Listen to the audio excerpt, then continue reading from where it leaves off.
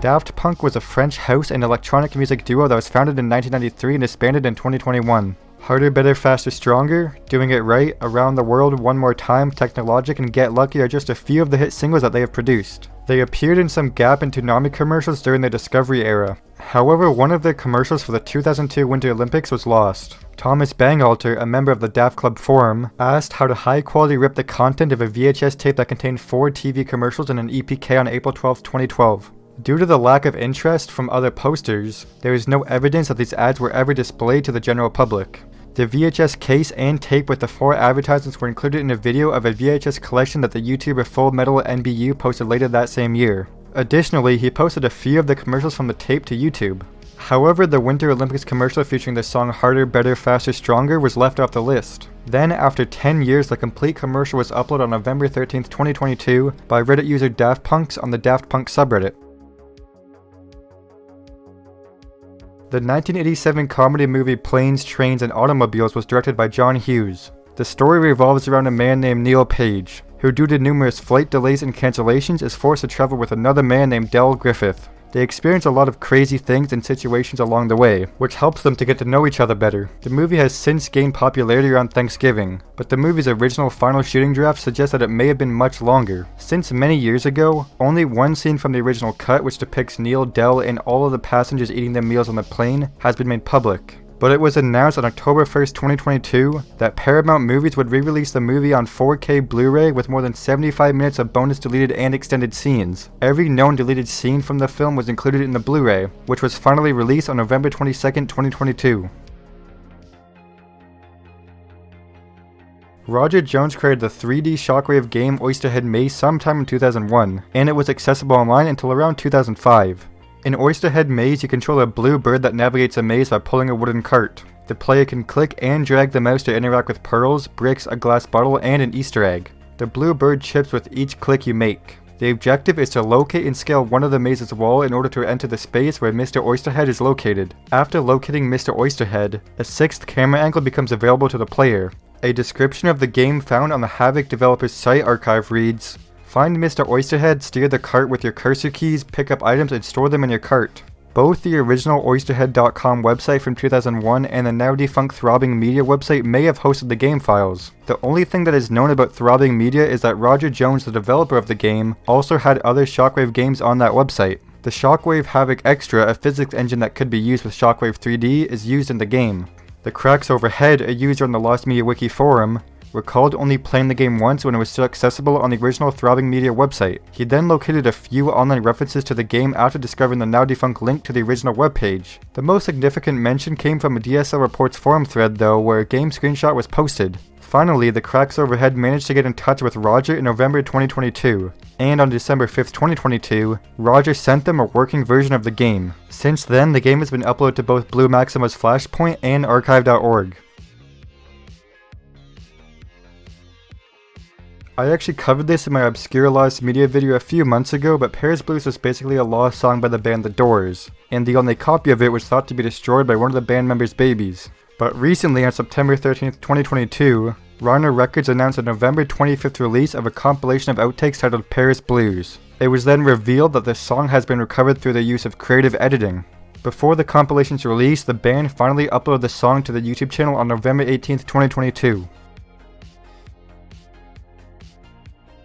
On November 2nd, 1996, Fox Kid hosted an event called Bartcasting to promote The Simpsons, and more specifically, the then upcoming Season 8 of the show. During the event, Bart Simpson took control of the Fox Kids satellite and took over broadcasting. This amounted to Bart Simpson hosting the typical Fox Kids cartoon lineup that day, along with the occasional Simpsons clip that aired during commercial breaks. Then it builds up to a sneak peek of the Season 8 premiere. These hosting segments had not been seen or aired since their initial airing on that Saturday because Bartcasting was a one-time promotion, and there wasn't much online about this occasion in general. A collection of Fox Kids advertisements from WFLD TV Channel 32 in Chicago, taped on November 2nd, 1996, was uploaded to YouTube on May 21st, 2022 by user Joseph A. Sabora. This compilation featured one of the previously lost Fox Kids Bartcasting bumpers. But then finally, all of the bumpers from the Bartcasting event were uploaded to YouTube by Crudvid on November 6th, 2022.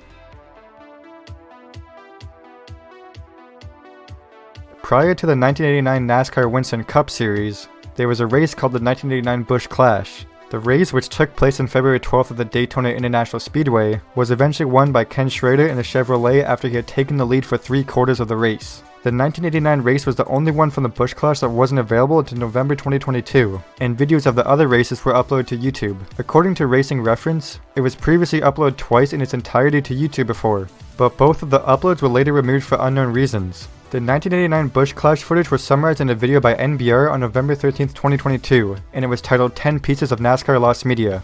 But after that video, YouTube and NASCAR Man History revealed that he had a VHS copy of the race. Then, on that same day, he uploaded the entire CBS broadcast of the race onto YouTube. A helicopter simulator game called SimCopter was created by Maxis and released by Electronic Arts in 1996. SimCopter 64 was a port of the game that was initially planned for the Nintendo 64, but ended up being a PC-only release. SimCopter 64 would of course be based on the game of the same name since it had all of the same features. The main goal of the game would be to keep the city safe by controlling traffic and putting out fires and much more. With the help of the Nintendo 64 swapping feature, SimCopter 64 and SimCity 64 could be linked together to allow players to load cities from SimCity 64 and use a helicopter to fly around in them. After SimCopter's 1996 PC debut, SimCopter 64's development would have most likely gotten underway. The game debuted at E3 in 1997 and received a sneak peek at Tokyo Game Show sometime in 1998 or 1999. The game's first generation graphics and heavy use of fog turned off reviewers and onlookers at the Tokyo Game Show preview. The US release of the port was abandoned shortly after the Tokyo preview in favor of a Japanese only release. After Maxis lost faith in the game and Nintendo kept pushing back the release of the N64 accessory, the company decided to completely scrap the project in 1999. Reddit user A707 Northbayer revealed that they had a playable build of SimCopter 64 in a post on r/n64 and r/game collecting in May 2022. And they apparently acquired the cartridge from somebody who worked in the game industry from Craigslist. They also included a SimCopter gameplay video as well. Recently, the Video Game History Foundation published an article on the history of SimCopter 64 on November 14th, 2022, in which they conducted interviews with the project's developers. It was also made known that the game was never meant to be released for the Nintendo 64 DD add-on, and was instead intended to be released for the N64 itself. Then finally, the Video Game History Foundation released a pre-alpha development build for E3 to the public that was dated all the way back to June 16th, 1997. Fred Rogers and J. Philip Miller worked together on the 1977 television special Christmastime with Mr. Rogers, which debuted on December 20th of that year. The special was based on the well-known PBS children's television show Mr. Rogers' Neighborhood. The show was created to honor not only Christmas but also Hanukkah as well, taking into account those who did not celebrate either holiday. On December 20th, 1977 at 8 p.m., the special was first aired. According to reports, it was repeated every Christmas Day through 1982. However, the special episode has not frequently been broadcast since this point for unknown reasons, and there are no known home recordings. The Neighborhood Archive of Mr. Rogers' fan site is known to have a complete copy of the special, but for some reason they never made it public. However, the entire special was made available on the official Mr. Rogers' Neighborhood website on December 10th, 2022, leaving the special entirely found. The Macy's Thanksgiving Day Parade spanned over a 95-year history and has been loved by children and adults alike. Many Americans also tune into the parade's official NBC broadcast. The majority of the parade's broadcasts can be found, but some are also lost, and the actual parade widescreen cuts were lost as well. The parade has been shown on NBC in widescreen since 2005. While parades from 2012 to the present can be seen in full on YouTube in widescreen, the same cannot be said for the parades from 2005 to 2011, as most of those from that time period cannot be viewed in full online. The 2009 to 2011 parades were more likely to be found than the 2005 to 2008 parades, because the majority of people did not have widescreen TVs at that time. The fact that so few of the videos have made it to YouTube suggests that they still exist. The 2007 parade, which was originally uploaded by Fragglevision Returns but was cropped from 16:9 to 4:3, is the only one that can be seen in full and is widescreen. Up until 2021, when user Juggle Buggle uploaded the balloons in widescreen to his YouTube account, the 2007 broadcast remained in that format. He would then also later upload the remaining portions of the parade in widescreen later in 2022. Then the complete NBC and CBS feeds for the parades from 2010 and 2011 were uploaded by Larson V on October 31st, 2022.